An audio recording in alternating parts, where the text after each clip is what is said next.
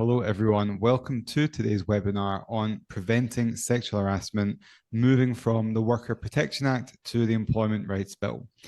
Now, sexual harassment compliance is undergoing maybe the biggest shift ever in the UK, with an overlapping set of laws and requirements to get right. And today we're here to help you get to grips with what you need to do to protect your staff and protect your organization. My name is Nick Henderson-Mayo. I'm the head of compliance here at VinciWorks, and I'm joined today by our compliance experts, Sarah Henna-Dahan. Hi, Nick. Thanks for inviting me on today. And Naomi Grossman. Hi, Nick. I'm excited to be here, and there's a lot to talk about today. Absolutely. So the Employment Rights Bill is going to make some quite significant changes to how every organization has to tackle sexual harassment. And we'll be covering that in detail today, along with some new court cases and employment tribunals, which set out how companies of all shapes and sizes should be dealing with this issue. We also have a number of webinars coming up in the next few weeks with lots of vital compliance information. We are going to share some links for you to join those webinars or send to colleagues that might be interested in them. On the 5th of November, we're going to do a webinar specifically on the Employment Rights Bill itself. So not just the sexual harassment elements, but all of the quite lengthy and detailed elements of the Employment Rights Bill. That's on the 5th of November at the same time, Wednesday, midday. Then on the 12th of November, we have a webinar on the latest on GDPR and data protection. That's on the 12th of November. There's a link to that coming up in the chat. But also you can go to vinciworks.com/webinars and to see the full range of webinars that we do have on lots of different compliance issues. So as I mentioned before, we really want to hear from you today during this webinar. How have you been preparing for the shift from the Worker Protection Act to the Employment Rights Bill? What steps are you taking to comply? We really want to hear from you and try and read out as many of your thoughts as we go through. You can use the Q&A function, you can use the chat function, and we'll do our best to gather up all of your questions. I'm also put out a blog in the next few days with all of the summary of what we've talked about. So do keep an eye on our website to see all of the questions that were asked and our answers to them. We also do have a number of training options to support compliance. We've got courses on sexual harassment more generally and also on the Worker Protection Act specifically, as well as the Employment Rights Bill. So you can write demo into the chat at any point to see more of those courses at any time. All right, with all that out of the way, let's start with a short update on what's actually happening with the Employment Rights Bill. Sarah Henna, I think many of us were thinking it would have been done by now. What's been the holdup? Yeah, that's right. I don't think many of us expected for it to have dragged out for quite so long. A few weeks ago, the House of Lords made some amendments, which sent the bill back to the House of Commons, who then rejected those amendments. Now the Lords are going to be looking at the bill again on the 28th of October. If they accept the vote where the Commons rejected their amendments, then it should pass and receive royal assent early in November. And then the first parts of the legislation around employment rights would come into force 2 months after that, and the sexual harassment provisions sometime in 2026. But the Lords could also decide to put their amendments back in, which could continue the conflict between the government and delay the bill further until a compromise is reached. So we'll be watching closely to see what happens next week. Naomi, what's in contention here? Why has there been a conflict between the Commons and the Lords? Great question. So the conflict is about the day one rights in the Employment Rights Bill. That means rights to things like parental leave, bereavement leave, and statutory sick pay from the first day of employment.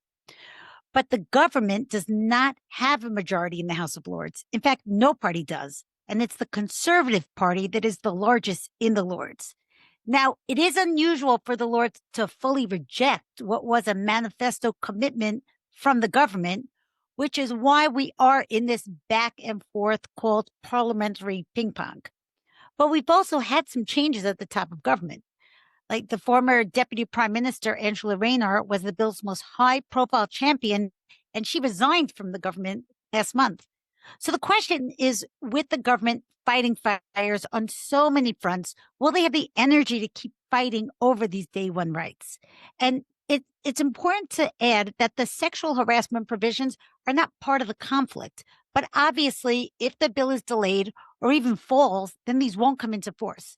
It all comes down to what happens next Tuesday, the 28th of October.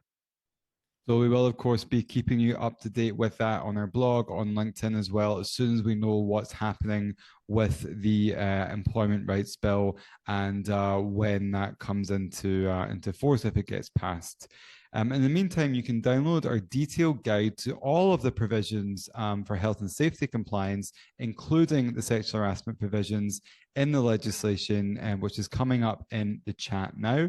So you can download there a link to everything you need to know about the Employment Rights Bill, soon to be the Employment Rights Act, and that will also be kept up to date as well as soon as there are any more changes or as soon as it gets passed. But that link is coming up in the chat now. If you have any issue accessing that link, let us know and we'll send you a different one.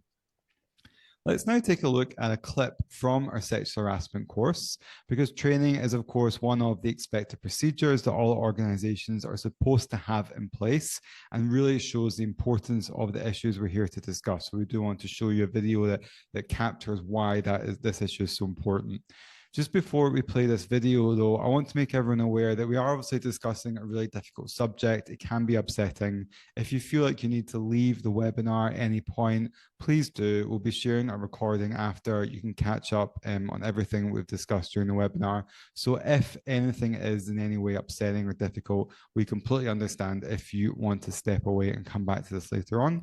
But we just want to take a quick look at a clip there from our course on sexual harassment. Let's take a look.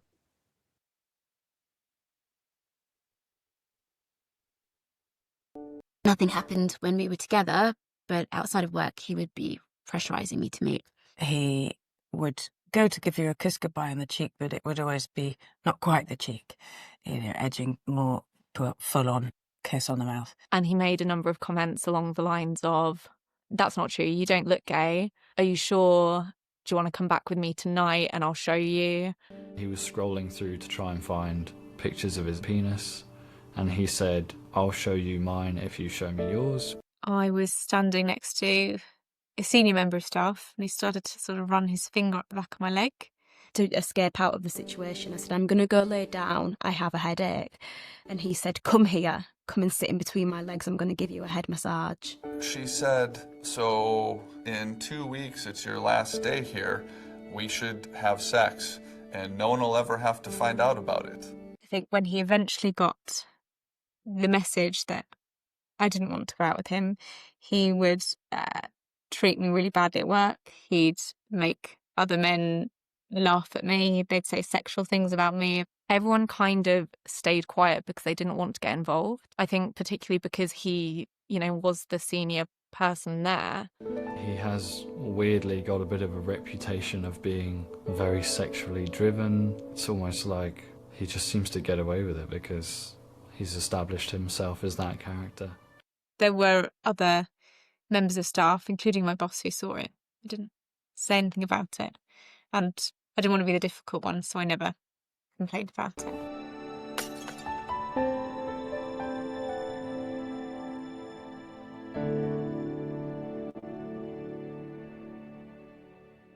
Sexual harassment is behaviour that's based on sex or that is sexual in nature and that is unwelcome to the person on the receiving end of it. So it's behaviour that creates an intimidating or hostile environment for the person receiving it. It is historically true that men are the principal perpetrators of sexual harassment because men tend to be in positions of power for a whole variety of reasons. It could be official, in a work condition, or a military, or it could just be that we're physically more powerful in a one-to-one situation, or that we're given more leeway, or we have lots of excuses made for our behaviour with things like boys will be boys.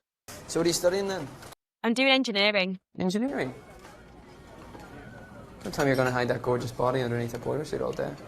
Shouldn't be allowed. You're always so tense. Honestly, look at you. That's because I've got a meeting with the steering group in 5 minutes. Michael, sorry, but I've got to get on. You need to learn to relax, young lady. I've got to get to class. Sorry, sir. Still a week of term to go, you lot. Don't stop partying just yet. Sorry.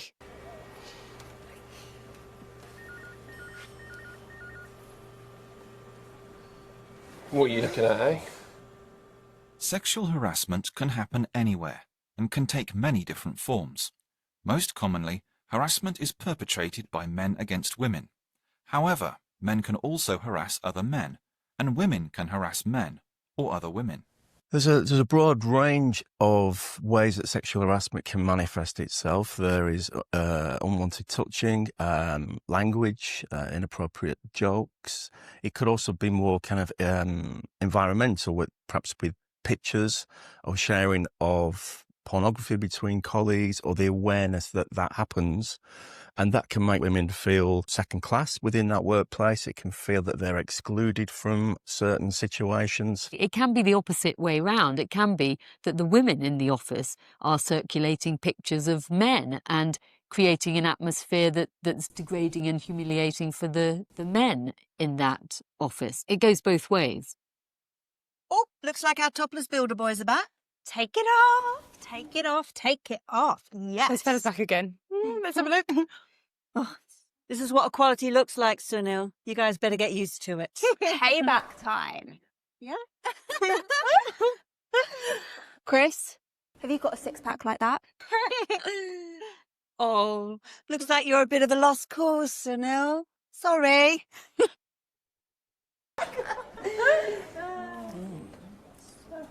That one. Oh.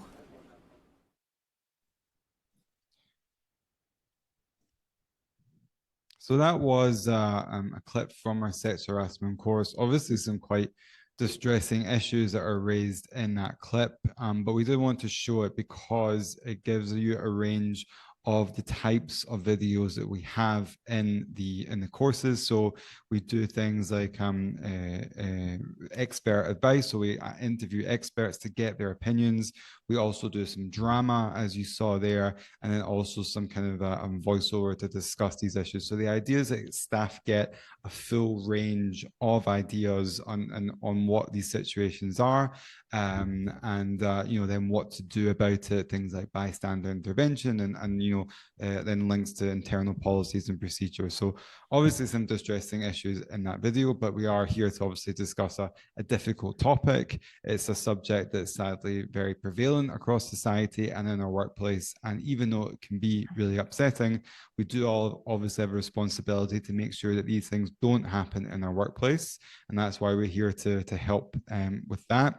And if you do obviously want to see more from the course, from the different types of courses that we have on harassment, you can write demo into the chat to see the courses, to see the range of courses we have, different ones depending on your organization and industry. But let's go back a little bit and go into the basics of where we're at currently. So we're talking about moving from the Worker Protection Act to the Employment Rights Bill. But what does the Worker Protection Act require of us right now? What is the latest on sexual harassment legislation? The Worker Protection Amendment to Equality Act 2010-23 Act, to give it its full title. Naomi, what does it require of us today? Yeah, so thanks, Nick. And I just want to add to what the trailer we saw highlights. And although we're going to be talking about very kind of technical points of law in this webinar, we should really never forget that this is about people and it's about protecting people in the workplace. So the Worker Protection Act was passed in November 2023 under the previous conservative government. And a lot of the initial proposals in draft versions of the bill were taken out. For instance, explicit protections against third-party harassment were removed, which a Labor government committed to bringing back in via the Employment Rights Bill. But we'll get to that in a moment.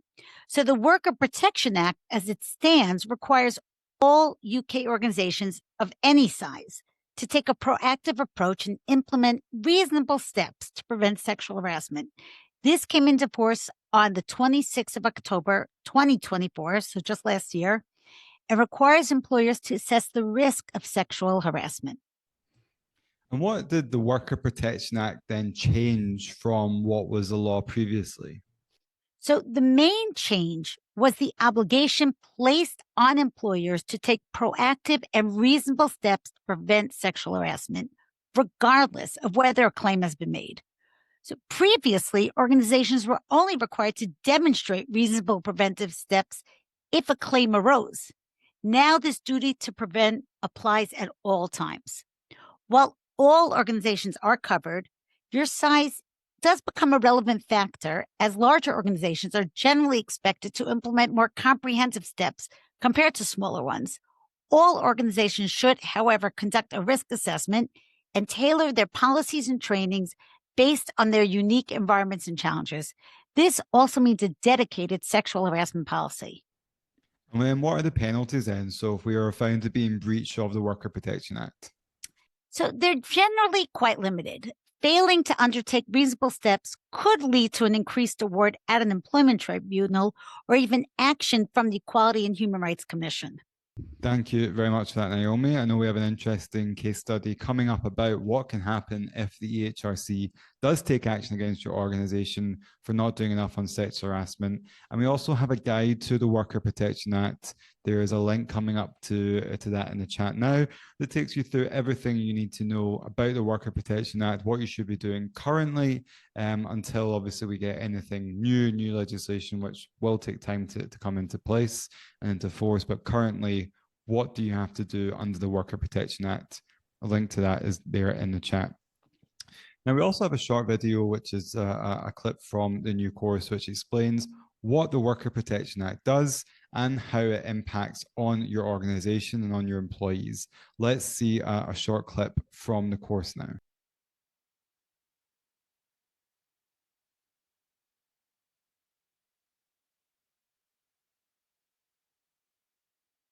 The Worker Protection Act is a new act which employers will be required to comply with from October 2024, and it will impose a new duty on employers to take reasonable steps to prevent sexual harassment of their employees. As opposed to being reactive and thinking about defending claims, all employers now need to proactively think about how they can reduce the risk of sexual harassment happening. The Worker Protection Act enshrines into law an organisation's positive obligation to prevent the sexual harassment of their employees by taking reasonable steps to ensure that it does not occur. In the past, organisations had to demonstrate that they had taken preventative steps only if a harassment claim was made. This new law means that all organisations will be required to take those steps irrespective of any claims, and will need to be able to demonstrate that those measures have been taken. The best guidance we have is the guidance provided by the Equality and Human Rights Commission, which sets out key steps that employers will want to take in order to show they've taken reasonable steps. Firstly, employers will want to show that they have an anti-harassment policy which is made known to employees and sets out expectations of behaviour. Secondly, they'll want to make sure that they have a clear complaints process, and that should allow employees to raise complaints in various different ways. Again, that needs to be promoted to employees so they know how to access it, and it should also include ways to raise complaints about third-party harassment. Training is also key, so training employees on what behaviour is acceptable, what behaviour isn't, and how to raise issues. Very, very lastly, assessment, so keeping under review the steps that you have taken to take reasonable steps. In terms of scope, it's clear that employers can factor in their size, their resources, the kinds of risks that they're facing. So a bigger employer would be expected to take more steps.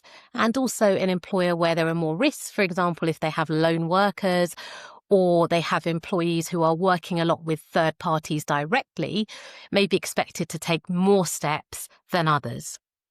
This law and its duty applies only to sexual harassment and not to other types of harassment, though it is always good practice to consider taking steps to prevent all forms of harassment. Under the law, there is no change to third-party liability. which means that employers will not automatically be held responsible for sexual harassment perpetrated by third parties. But employers should consider how they might extend these reasonable steps to ensure third parties understand their standards of behaviour and ensure they can take appropriate action if these standards are breached. It could be easy for employers to think, well, actually, we don't have to worry about third-party liability at all. And I think that that would be a risky approach, and I'll explain why. If you have an employee who's being harassed by a third party and the business fails to take action, well, that individual could potentially have a claim against the business for failure to take action if that failure is for a discriminatory reason.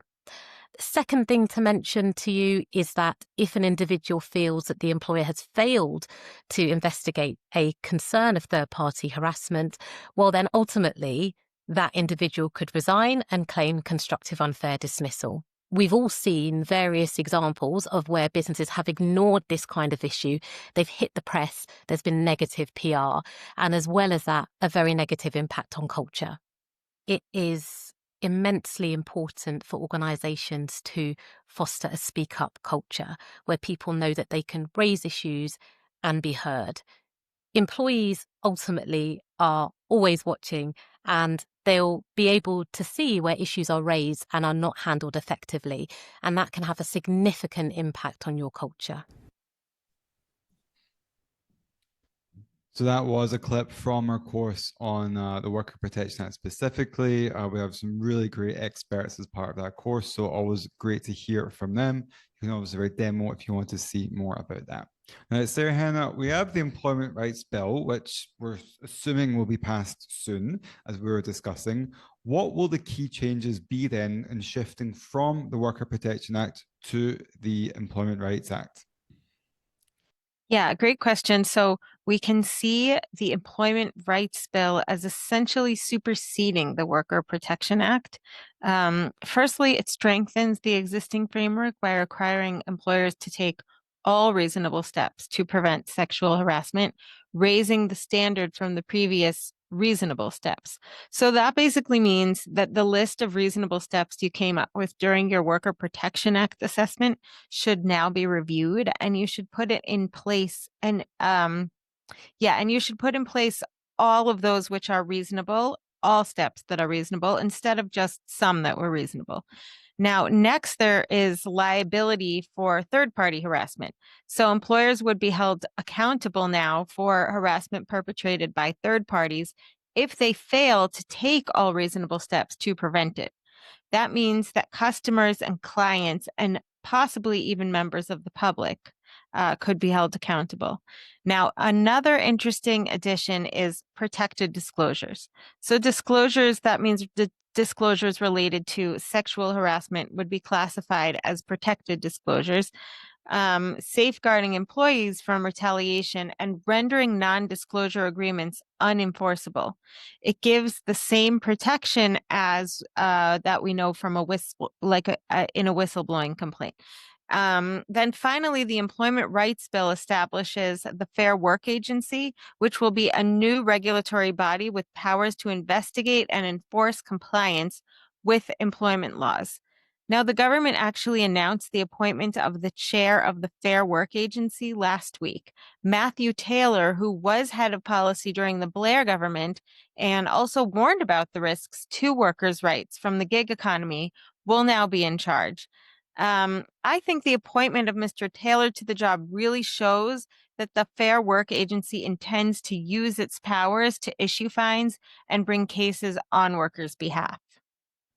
Fascinating. Thank you so much for that, Sarah Hannah. And we do actually have another quick short video from our experts on the new Employment Rights Bill, and that underscores the changes. Let's just take a short look at that clip just now.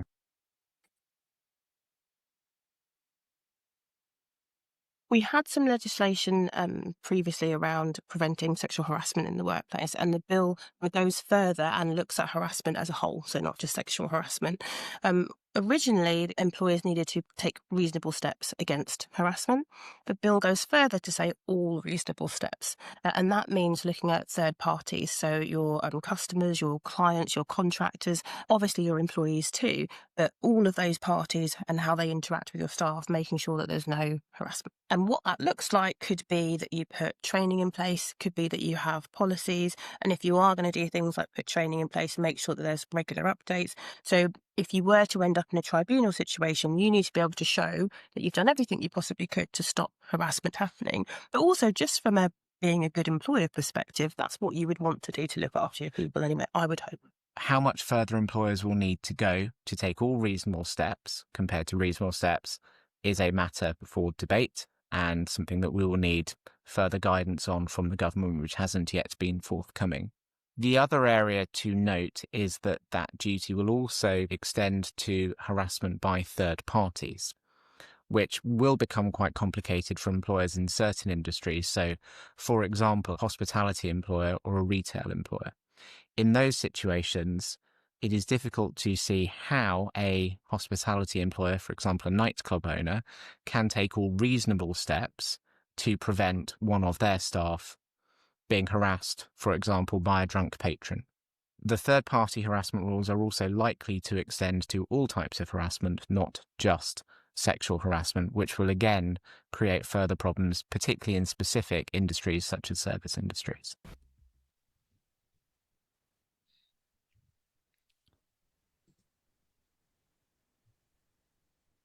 So there we had just some thoughts on our experts there on what the employment rights bill will do once it comes into force and what the changes will have to do for organizations.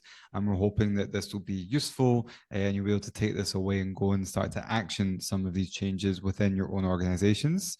We really want to ask a poll question now and find out about these kind of reasonable steps that are happening in your organization, and if you feel this is an area that might need more work once the new law is in place.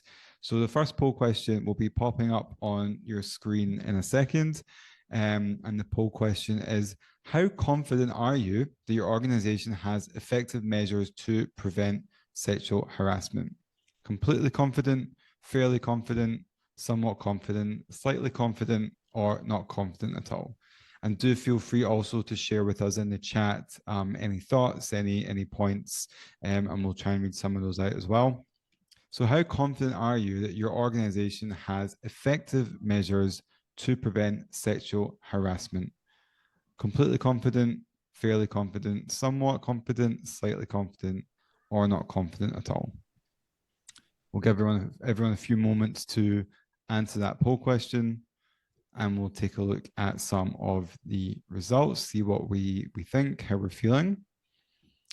Interesting spread there. We've got 10% saying completely confident, 49% fairly confident, which is great to see, 25% somewhat confident, 11% slightly confident, 5% not confident at all.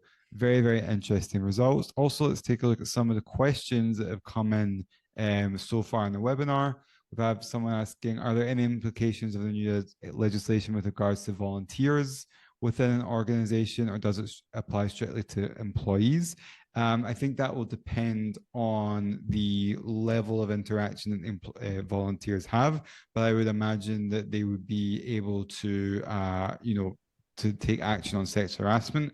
But if they're a volunteer, they won't be able to, go to a tribunal or claim constructive dismissal. So I think there will be the obligation to protect the volunteer as there would be to protect anyone else that's part of the organization or is doing things on behalf of the organization. There's a safeguarding element there, but in terms of what they could do if they left, they wouldn't be able to kind of take you to employment tribunal because they're volunteers. So I think that would be the issue around volunteers.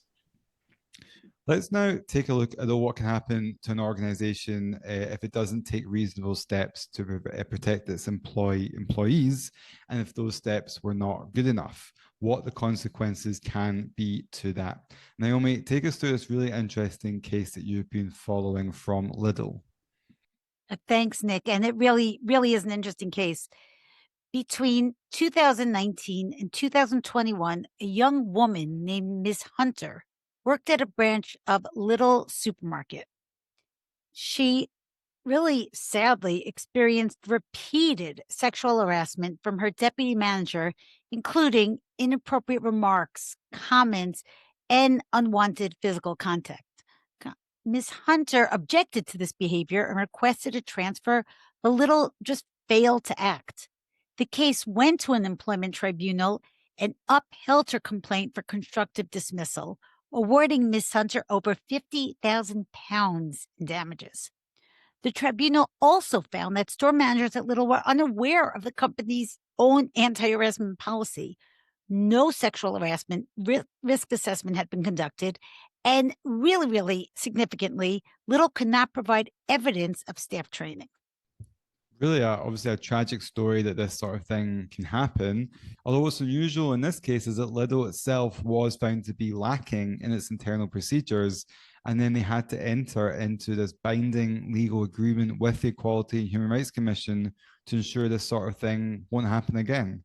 Yeah, exactly. They did. And this is known as a Section 23 agreement with the EHRC. It's legally binding, enforceable through the courts, and the implementation of it is overseen by the EHRC.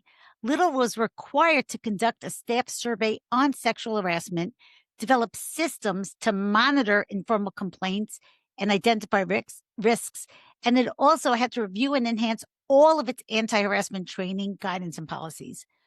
The legal risk here is with the Equality Act 2010, which can find employers vicariously liable for harassment unless they took really all reasonable steps to prevent it. Now, this is different than the Worker Protection Act and its reasonable steps. If a case is brought under the Equality Act, then tribunals look to see that an employer has clear anti-harassment and equality policies in place, provides regular and meaningful training to staff and managers, has effective and trusted reporting channels, and acts promptly and consistently when concerns are raised.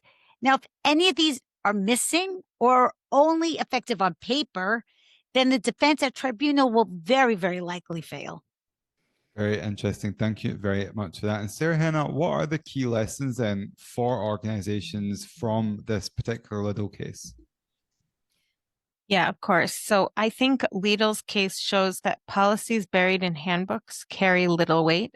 Employers have to prove that managers and staff are aware of, are trained on, and are applying those policies. The absence of risk assessments was pivotal in this case as well. Regulators expect employers to proactively identify harassment risks by location, workforce demographics, or workplace culture and mitigate them. Also, having a complaint-led system is just not going to be enough. Waiting for employees to complain before acting is no longer defensible. Employers need mechanisms to spot problems early, such as surveys, monitoring informal reports, and DE&I engagement. So you really need to prove that you have these things. Also, culture matters. Leadership, attitudes, and workplace culture are now squarely within regulatory focus. In Lidl's case, managers downplayed or ignored issues, undermining the protections that they had on paper. And finally, I think it's important to remember that reputational and financial risk is real. Beyond legal liability, these cases damage employer brand, recruitment, and retention. So for customer-facing businesses, the headlines themselves can be quite costly. Very informative. Thank you very much for taking us through that. And since training is such a vital part of sexual harassment prevention and the requirements of both the Worker Protection Act and the forthcoming Employment Rights Bill, let's ask the audience about that now with our next poll question. How would you rate the sexual harassment training that you have in your workplace? Excellent, good, okay, could be better, not good, or we don't do training. So how would you rate the sexual harassment training that you have in your workplace? Excellent, good, okay, could be better, not good, or we don't do training. And please do share your thoughts in the Q&A or in the chat we will try and read some of those out. We had a really interesting comment saying that as someone who works with lots of small and medium enterprises, that none of their clients take this seriously as a preventative duty, and they'd rather take their chances in the employment tribunal than spend the time and effort up front, which I don't think will be something that's easy to do with the new legislation that's coming in. And then let's see the results then actually from that result from the poll. How would you rate the sex harassment training in your workplace? 13% excellent, 32% good, 26% okay, could be better, 8% not good, and 21% don't do training. Very interesting results there. Someone also saying that no training is conducted in their organization or is poor overall. So not a great result for training, which really is a fundamental procedure that's expected. And just on the topic of effective training, I want to introduce something from new from VinciWorks, which is an entirely new format of course called conversational learning. Now, this format, of course, uses AI-powered conversations that have been trained by our compliance experts to give a more in-depth learning experience. We have this new style, of course, available for over a dozen topics, including sexual harassment. And we just want to show a very short 1.5-minute trailer about this new format, just to give you a flavor of how it looks. Let's have a quick look at that now.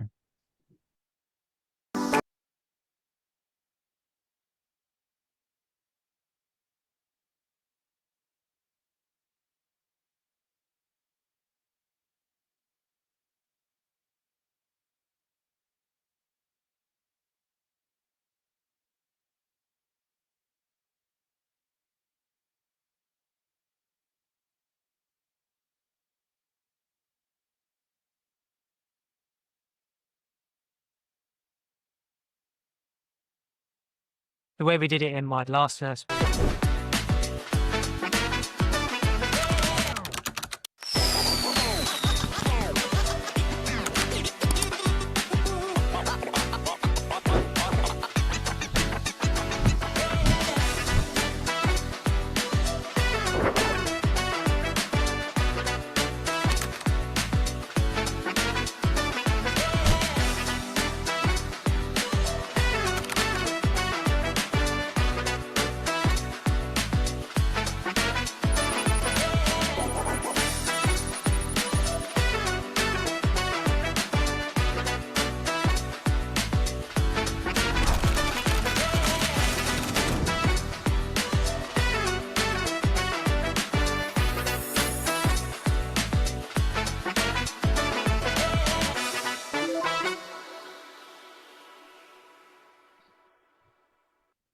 So that was just a trailer about our new AI-powered style of e-learning. If you'd like to see more of that, you can, or try it for yourself, you can write CL into the chat. It works with sexual harassment along with a number of other topics.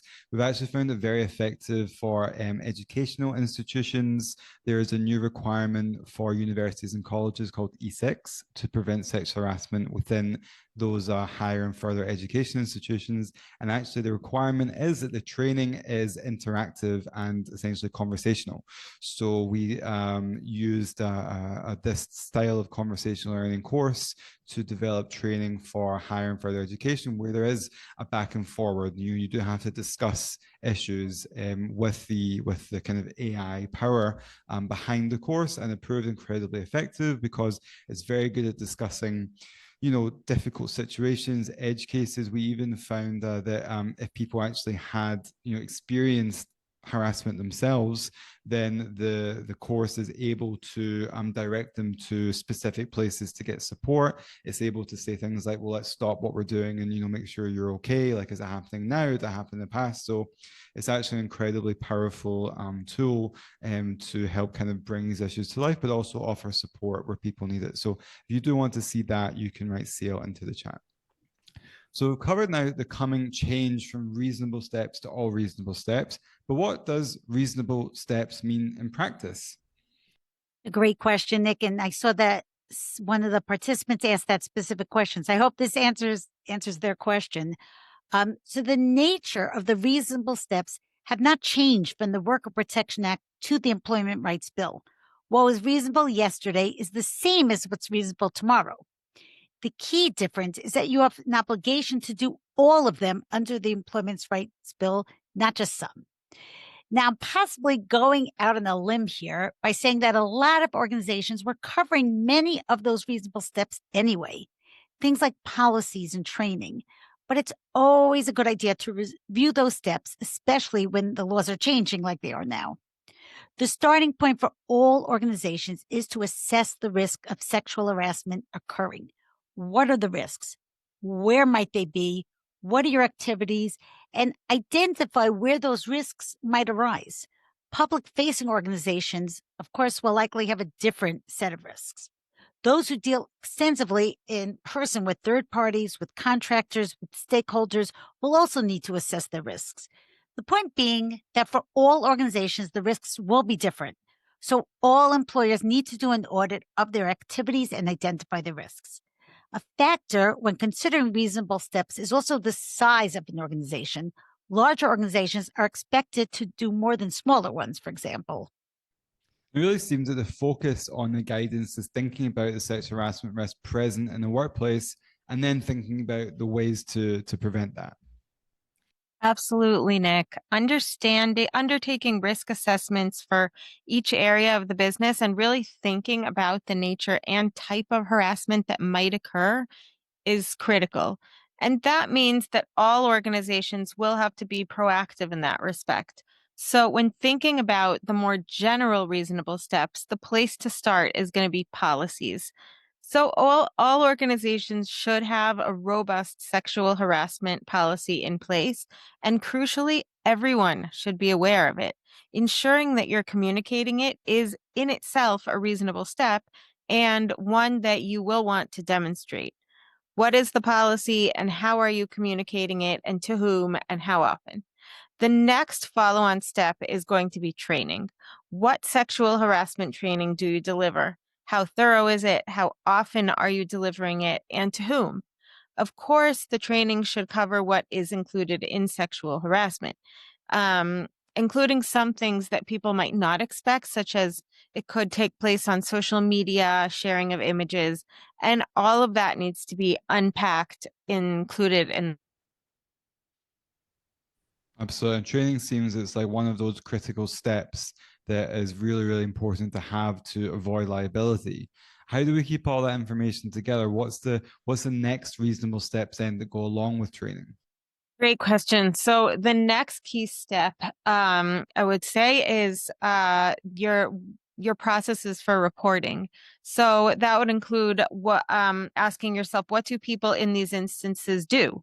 Whether it's happened to you or whether it's something you've observed happening to someone else. I know this touches on somebody asked about this. What do you do when this happens? So where and how do you report that? What are the next steps after that? Is there a named individual or department who looks into this? So you should have those processes in place. And crucially, yet again, how are you making your staff aware of it? So it's all very well to have thought through these things, but then you also need to ensure that everyone is aware of it because, of course, there's a deterrent aspect to this too. And finally, you need to ask to do a regular assessment of all of the above. So ask yourself, are these steps working? How are you assessing this? Are you surveying your staff? What questions are you asking? How are you ensuring anonymity? And again, this is where it will be different if you're part of a large organization where you can survey anonymously, as opposed to maybe if you're in a smaller organization where you might want to take a different approach to these surveys. Thank you so much for taking us through that. Let's ask another poll question of the audience about these changes. Do you anticipate doing more to prevent sexual harassment with the forthcoming Employment Rights Bill? Yes, a great deal more. Yes, a bit more. Doing the same. No, doing less. Or not sure. So do you anticipate doing more to prevent sexual harassment with the forthcoming Employment Rights Bill? Yes, a great deal more. Yes, a bit more. Doing the same, no, maybe doing less, or not sure. So let's give everyone a moment to answer. and we'll have a look at what we think about those results. Thank you also to everyone who's been asking your questions. If we don't get to your specific question right now in the time we have left, the next 15 minutes, we will do a Q&A on our blog, so do watch out for that. Let's have a look at the poll results now.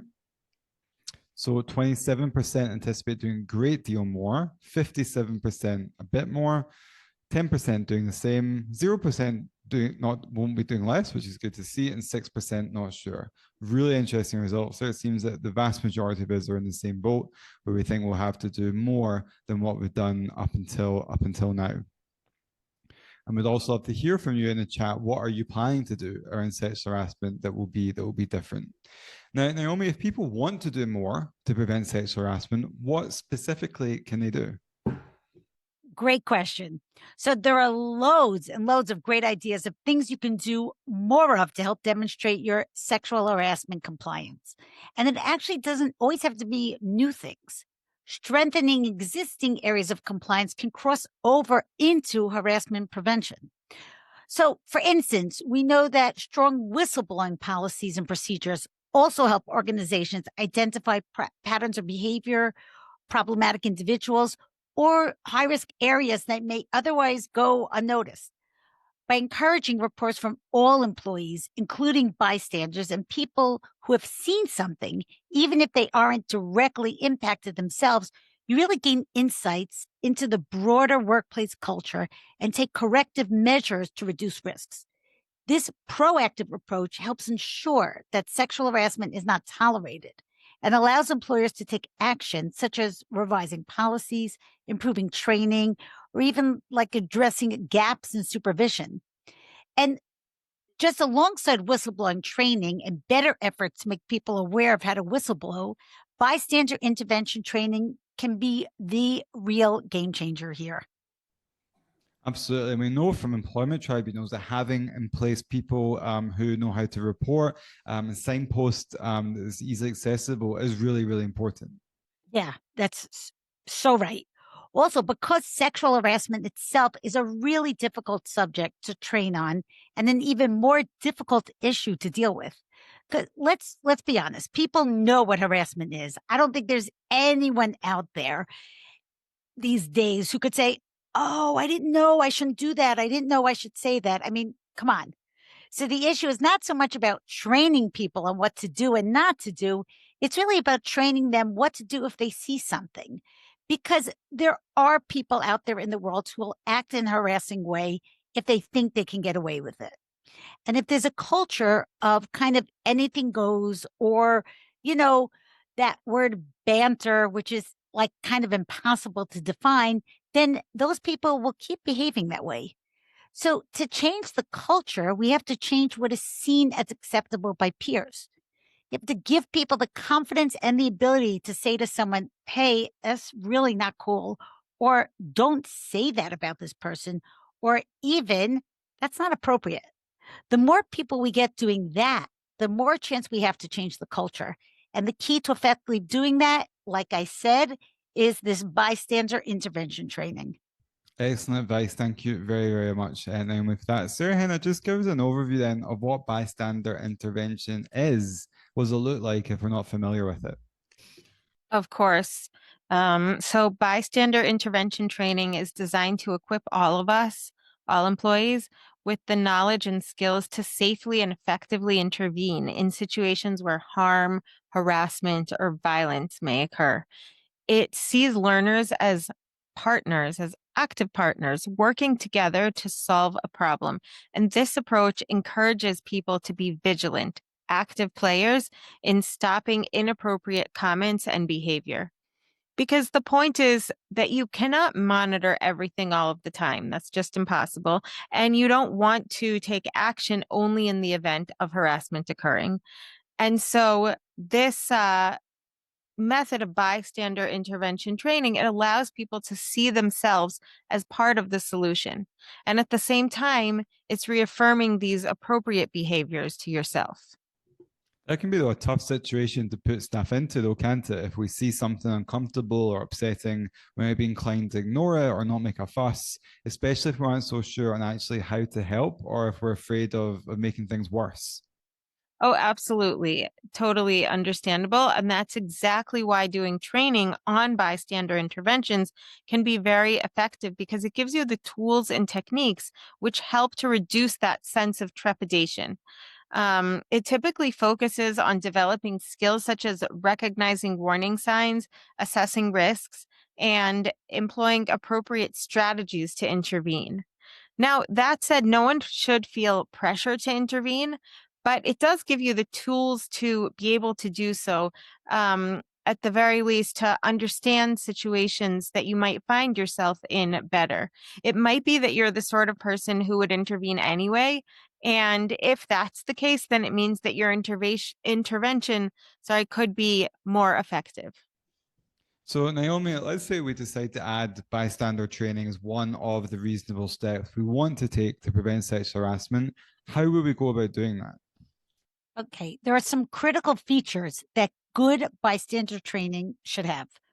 Firstly, the training should cover the correct problem-solving tools and know how to get involved and take responsibility. They should also know how and who to report to when necessary. Obviously, it's much easier to stay quiet than to speak up in difficult situations. For bystander intervention to actually work, trainees have to be exposed to many different and varied types of situations where insensitive behavior might occur and have adequate opportunities to learn what the correct response would be in those situations. They then have the chance to test themselves to see whether they have learned how to respond correctly and effectively. We also want to see, obviously, examples set by managers and leaders as well. So they're also encouraged to speak up in those kind of situations. And obviously, at VinciWorks, we do have bystander intervention training available. So you are free to write demo into the chat if you like to see that specifically. But let's ask the audience about that issue of bystander training as well. In our last poll for the day, do you currently offer bystander intervention training? Yes, it's part of our yearly training. Yes, we did it once, not yet, but would like to, no plans to do so, or not sure. So do you currently offer bystander intervention training? Yes, it's part of our yearly training. Yes, we did it once, not yet, but would like to, no plans to do so, not sure. So we'll give everyone a moment to answer those poll questions. And just remember, everyone will get a recording of this webinar after the webinar. So if you want to go back through and look at some of the videos or look at some of the clips, then you can do that in that recording. Let's see the results and see what people do around bystander intervention training. So 16% have it as part of their yearly training, which is great to see. 10% did it once. 43% not yet, but would like to. 13% no plans to do so. 20% not sure. Really, really interesting results there. Serena, why should firms think about implementing bystander intervention training? Great question. So as we've talked about, this kind of training, which puts people at the center, invites everyone to invest in creating safer spaces. And I just add that we talked a little bit about workplace culture today. We touched on that a little bit, but just to add that if you work in a culture where certain kinds of sexual banter and jibes take place and that's just kind of accepted, it's perhaps more likely that sexual harassment will take place. We're all agents of the culture we operate in, and bystander training makes that individual contribution much more active and considered. It kind of spreads the responsibility to everybody, and it just gives us that responsibility, which is really powerful. Absolutely. Thank you so much for taking us through that. And just a reminder, you can write demo into the chat if you want to see any of our training options. We've had so many amazing questions in. We have around 5 minutes left to get through some of your questions. Just to let you know, if we don't get to them all, we will answer every question we had in on our blog. So you can keep writing your questions in and we will get you an answer in the next few days. So first question we've had in, what are the key components of an effective risk assessment? Great question, because it's such an important place to start. So first, you map out the different environments and what are the opportunities for harassment to happen in each of those. So you look at, are there isolated workspaces, places without much supervision? Is there alcohol present, or certain departments or locations where those risks could be more present? Then look at the kind of culture that exists in those areas.